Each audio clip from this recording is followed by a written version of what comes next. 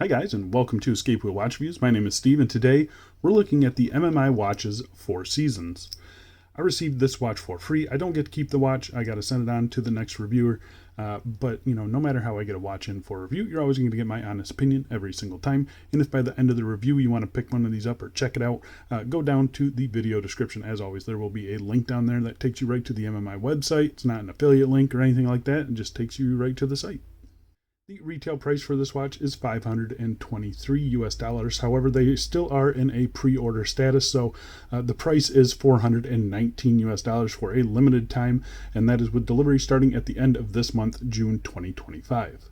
The watch comes in 4 different colorways that you can see here, all representing the different seasons. They are looking at making some other ones too, so if you're interested in some different dial textures and colors, go check out those ones. They're a little bit more money, so this one is just for the Washi dial. The case is made of 316L stainless steel, has a sapphire crystal with anti-reflective coating, a push-pull crown, screw-down case back, Swiss Super Luminova on the dial and the hands, and the watch is powered by the Miyota 9039 automatic movement. MMI has teamed up with the Awagami factory in Japan to deliver an absolutely stunning, true Washi paper dial and a watch under $500 US. This is my first Washi dial, and I have to say it is gorgeous. I love this dial, but a watch is more than just a dial, so I say we get into the full review and see if the rest of the watch matches the awesome dial. But before we do, doing a quick wrist check today, wearing a watch that I just did a review on.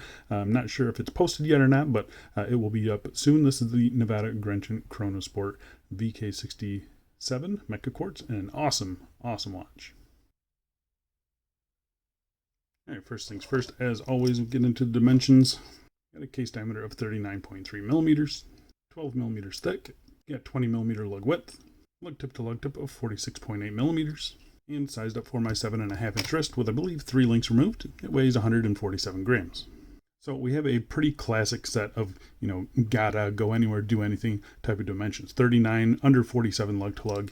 You do have a little bit of turn down to the lug tips. It's not substantial or anything, but I think they did a pretty good job. 12 millimeters thick. It's a little bit thick for a Miyota 9000. Usually those are around 11 at the most, so they could have trimmed it down just a little bit, but I really think it does wear nice. I was surprised reading that weight there, 147 grams. It doesn't seem that heavy to me. So yeah, I don't know. It wears really good. I like the way that it wears. I think it's a good size. I'm going to go outside right now and throw it on my wrist for you.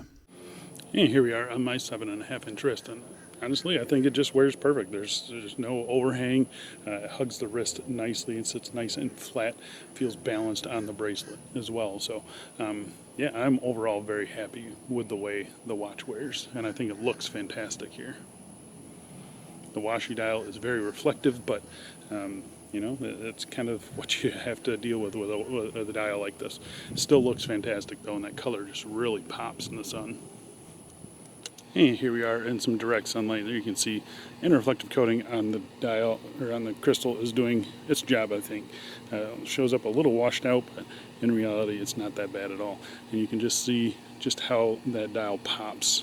It is absolutely gorgeous. Alright, let's go throw it on some straps and let's get back to this review. And for all you Laker lovers out there, here is a yellow and purple strap combination. It's an FKM cut to size. Absolutely love these straps. I'll leave the link down below. This is from the Pastel series, but yeah, not a strap combo I wouldn't do, but I think someone might like it, so figured I'd throw it on there. We'll put it on some more subtle straps here. Here's a more fitting, just a simple black FKM cut to size. Again, links will be down below. The strap is still hitting the case, but not as bad as the leather strap was, and these ones aren't going to get chewed up like the leather one is. So these ones will actually fit really nice, and I think just a simple black strap looks really, really good on this watch.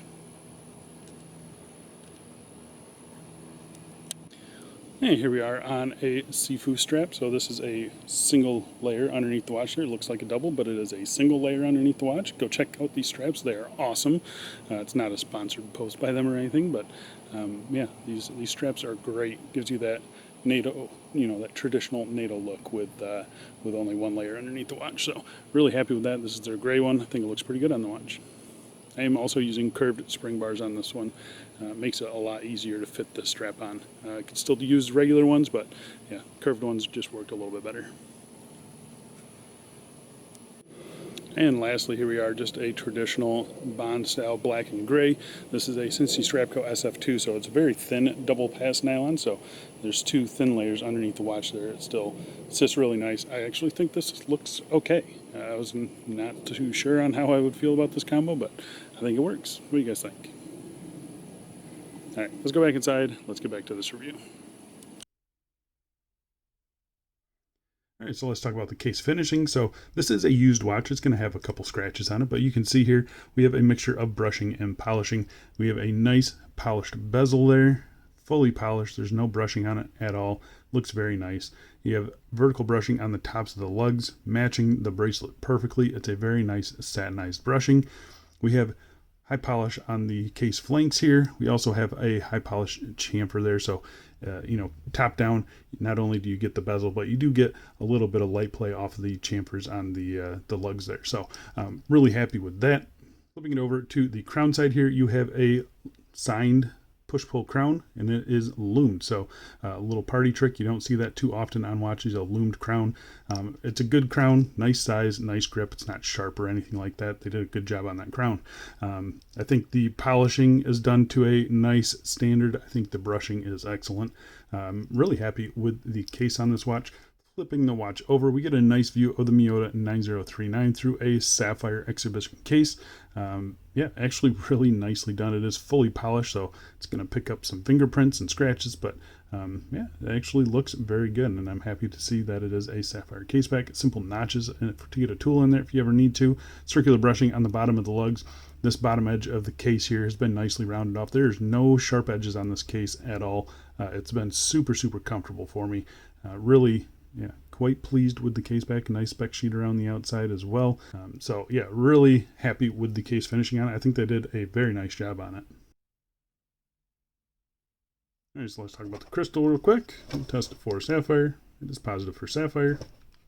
So we have sapphire on the back. We also have sapphire on the front. It's a double dome sapphire crystal. You can see here, very slight double dome. It seems to have some clear anti-reflective coating on it. It's a very nice crystal. I've got zero issues with it. No distortion at the extreme angles. That's kind of the trait of the double dome crystal, and it kind of minimizes reflections. So yeah, it's a really good crystal. Keeps the dial nice and legible, which is exactly what you want on a watch like this with a dial that nice.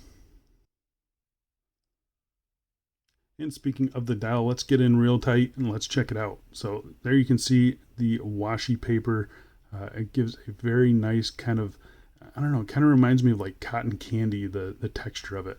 Really subtle, but I mean, it just looks absolutely gorgeous. And the way that they made this, to me, they have the washi paper underneath, and then they have a clear plastic, clear glass over top of it, and that's where everything is printed. So you have the printed minute track around the outside. You have these 4 screws, 2 on either side of the 3 and 9 index there. And then you have the even numerals here for the hour markers, and then the odd ones are denoted by the little triangles there. I think it all looks very nice. They did a good job on it. The MMI logo there, nice and minimal. I would say that it's sitting a little bit too high. And looking at some of the renders, it looks like that's sitting a little lower. So maybe that's something they caught and they lowered it on the final version. I'm hoping that's the case. But even as is, it's not bad at all. And then simple automatic down here at the bottom. It's nothing cluttering the dial, nothing covering up the washi paper, and that's kind of what you want to see. So I'm going to get in real tight, and you can kind of see how the text and the numerals and everything are kind of floating above the washi paper. It's a really cool and subtle effect. So it's a gloss over the paper. I think it just looks fantastic. I think all the colors look really good, but I do really like this yellow one. I'm kind of in the market for a yellow watch, so yeah, this one kind of is speaking to me a little bit. The handset that they're using here, pretty simple style of handset. They are faceted, and then they're kind of bisected, but they look good. They're nice and bold. They're easy to pick up on this dial. They look fantastic. The finishing on them looks good. Length of them looks good as well. You do have a little arrow tip on the second hand sweeping around there. Again, nicely sized on the handset. The Lume application on the watch is actually really good too. So I'm going to pop up the Lume here. You can see it against a couple other watches in the collection. And for being a printed dial with BGW9, I was surprised at how good the Lume is on this watch. It's actually really good, totally usable, could read it throughout the night. So yeah, I'm really happy with the Lume on the watch. I think they did an excellent job there. So the movement powering the watch is the Miyota 9039 high beat automatic movement, 28,800 beats per hour, 42 hours of power reserve. It hacks and hand winds. It does have a single directional winding rotor, but it's not something that I've noticed too much in this watch, which tells me that it's a pretty solid built watch. I mean, these movements, they are great. They're accurate. They're reliable. They're going to last a really long time. So, yeah, there's not a whole lot to complain about. Here's how this one has been running. A little bit fast, but again, this is a highly used watch, and it's been around the world. So it's probably taken a couple tumbles and stuff like that. So, yeah, take that for a grain of salt. These watches, these movements, they're excellent. And, you know, even that is not a bad accuracy reading from this watch. So, yeah, really happy with the watch as far as the movement goes. The crown here, it's a push-pull crown. I'd like to see a screw-down crown, but, you know, it's not that big of a deal. As long as they keep that 100 meters of water resistance, yeah, I'm fine with a push-pull crown. So you pull it out to the first position. That hacks the movement right away. There's no ghost date position. That's the nice thing about the 9039. The movement itself lets you take a look at it again through the exhibition case back. There's a little bit of decoration going on, but it's just your standard Miyota movement. There's no custom rotor or anything like that. Yeah, it's a nice movement, and I think it looks okay. It justifies the exhibition case back, in my opinion. But yeah, the movement operates exactly like you would expect it to. The hand alignment was spot on for me. The crown feels really solid. It's not wobbly or anything like that. You push it in, starts up the movement every single time. So yeah, really happy with the movement in the watch. All right, so let's talk about the bracelet on the watch. So the bracelet is a 5-link bracelet, solid links. You have screw pins for adjusting, a very small screw, but screw pins for adjusting. You have solid end links, female pivot end links. They drop straight down there. The end links, they follow the case curvature perfectly. You can see they don't overhang the lug tips, which is something that I see far too often. So I'm really happy with that. You can see the tightness on the tolerances. Really nice. There's not much space in between the bracelet links, so it kind of gives a very nice and seamless look. One thing that I do love, quick release spring bars. I'm always a big fan of those on watches, so yeah, really happy with that.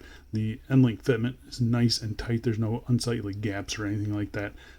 Yeah, they did a very nice job. The finishing matches the case perfectly, vertically brushed on the outer links, polished on those 3 center links there. Yeah, there's just not a whole lot to complain about. Polishing on the sides, the bracelet fluidity has been fine for me. There's no links that are hanging up on each other. It's not pulling hair.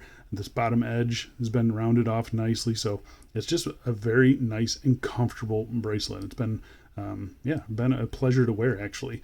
The clasp on the watch, it's one that we've seen before. You have the MMI logo there on a nice brushed out or top surface there.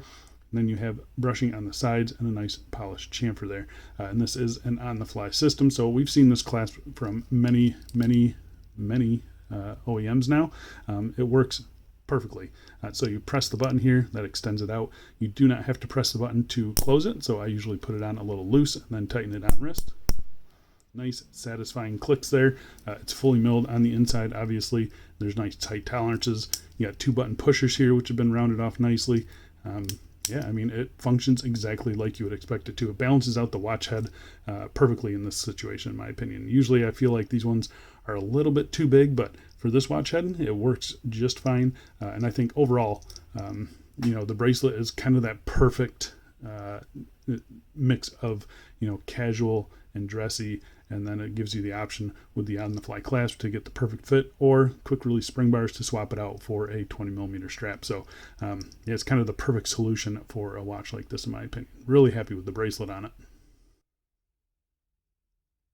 So there you go, guys. That is the MMI watches 4 seasons. Currently on pre-order, set to ship at the end of this month. So I think if you are wanting this watch, I would hop on that pre-order price of $419, because it's going to go up to $523, and I'm not really sure when that's going to happen. So I think the sooner you get this one, the better. You're going to save yourself some cash and get a really nice watch. The Washi dial is obviously the star of the show. Just absolutely gorgeous, but you know, helped by the fact that the case finishing is very nicely done. The movement is solid. The lume is good. The crystal is good. The bracelet is good. Even the packaging is pretty good. You get a watch roll So yeah, it's overall a very nice package. I was kind of underwhelmed by my previous MMI watch. I thought it was a little bit overpriced. This one I feel is priced perfectly, and they just nailed it. That dial is absolutely stunning, and the rest of the watch kind of follows suit. So yeah, really happy with this watch. I think you guys will be too. Sadly, I got to send this one on, but really tempted by this yellow one. I've been tempted by a lot of watches lately, though. I got to think about that. All right. I think that's it for me. Thanks a lot for watching, guys, and I'll see you in the next one.